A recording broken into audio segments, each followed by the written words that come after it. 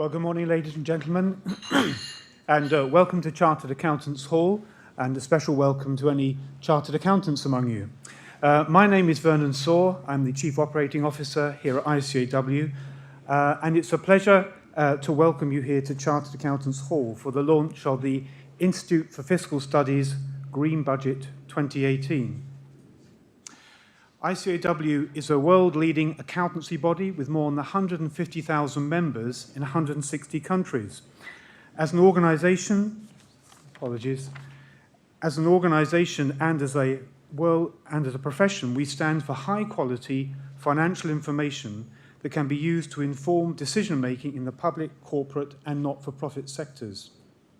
We are delighted to be able to support this publication for the fourth year running, this year together with Citibank, the Nuffield Foundation, and Oxford Economics. The public sector is a vital part of the UK economy, and ICAEW has long advocated greater transparency and accountability in the public sector, financial management, reporting, and governance. On 29th of October, the Chancellor will present his second autumn budget to Parliament with several key challenges and opportunities to address, not least of which is the impact of Brexit on the UK economy. This 2018 Green Budget Report therefore comes at a crucial time for the UK's public finances. By providing an independent, evidence-based commentary on the economic choices and challenges we face, the Green Budget offers much-needed perspective for policymakers as well as the wider public at a time of great uncertainty. This year, ICAEW has contributed 2 chapters to the Green Budget.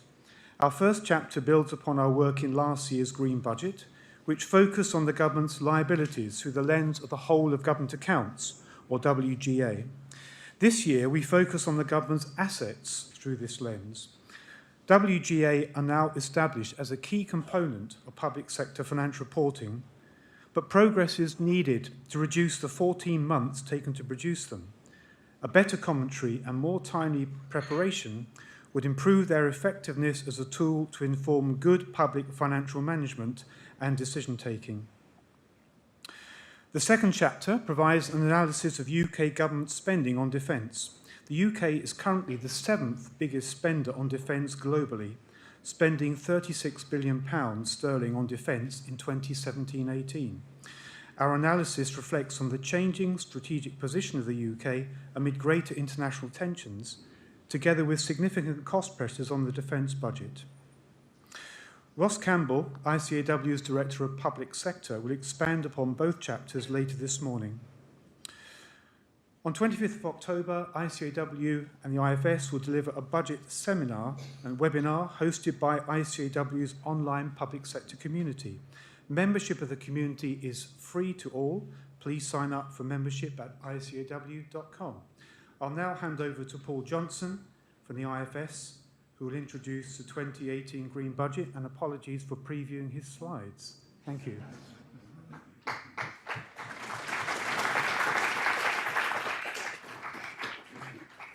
Thank you very much for that, and thank you very much for all your support in our work on the Green Budget. Welcome, everybody here. It's when I come to places like this and see Chartered Accountants Hall, I do wonder what economists have done wrong.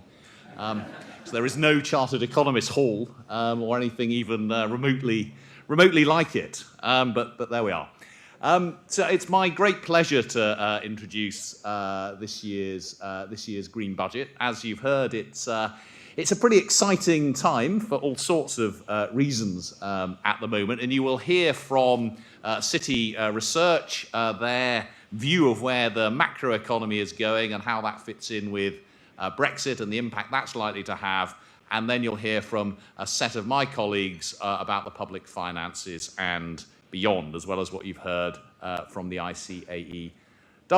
But before doing that, I want to thank particularly ICAEW and Citi Research for their support, and the Nuffield Foundation as well, without whom none of this would have been possible. So I'm going to introduce, before the main presentations, as it were, 2 of the people supporting this. The first is Tim Gardam, who's Chief Executive of the Nuffield Foundation, who have been great supporters and friends to the IFS for many years. And then possibly, if he's here, Andrew Pitt from Citi Research. If not, then I think Mark Schofield will step in to say a few words. Once we've done that, we'll move on to the main event. Tim.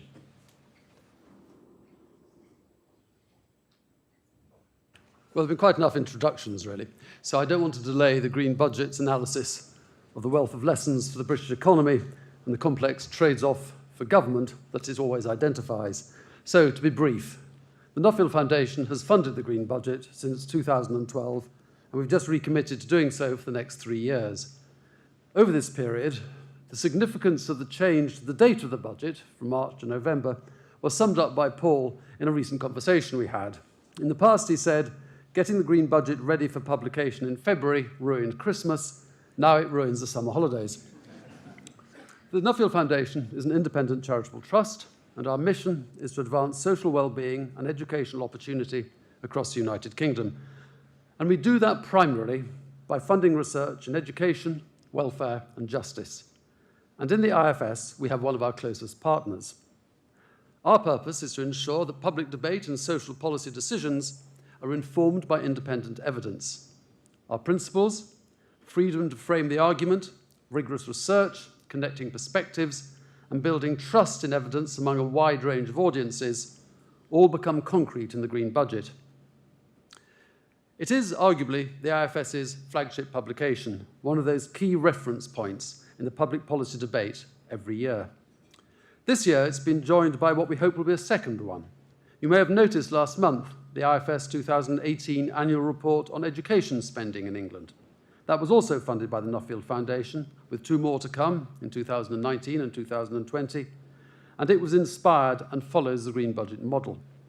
Both are testimony to the IFS's extraordinary value in grounding public discourse in dispassionate evidence. Indeed, the measured language of the Green Budget always provides that shock of analytical sobriety to the political hoopla, and this year it's no different. At a time when, shall we say, the energy of politics and the complexities of policy seem to exist in somewhat parallel universes, it matters that the evidence, however inconvenient, sets out the difficult questions. In everything Nuffield funds, we try to ensure that the complexities of public policy analysis developed in research institutes and universities reach those in government and elsewhere who need to see the findings. But particularly in today's climate, to ensure that that evidence permeates a wider public awareness. And you are, of course, a vital audience, but you're not the only one. And I'd like to commend the IFS for how it is constantly expanding its reach for the Green Budget and everything it does, not only through its impact through traditional media, which has been so evident in the past few days, but by direct engagement in social media and producing materials in so many different formats to reach an ever greater number of audiences.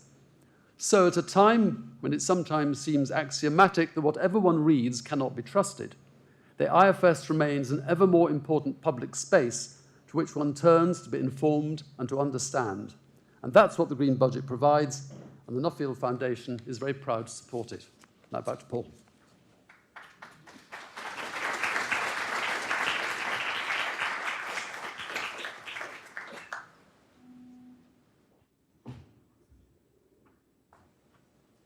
Thank you. Good morning, everybody. I'm Andrew Pitt. I'm Global Head of Research at Citigroup. I will be incredibly brief.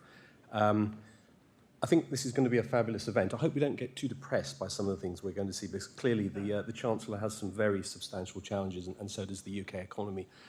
Just 3 quick points. I'm very privileged. I run a large research division within one of the world's 2 largest banks, Citigroup. And we have about 1,100 staff, if you can believe that, researching around the world. We cover about 75 economies. We cover about 3,500 corporate securities. But quite often, what we focus on are the bigger macro trajectories in the world economy.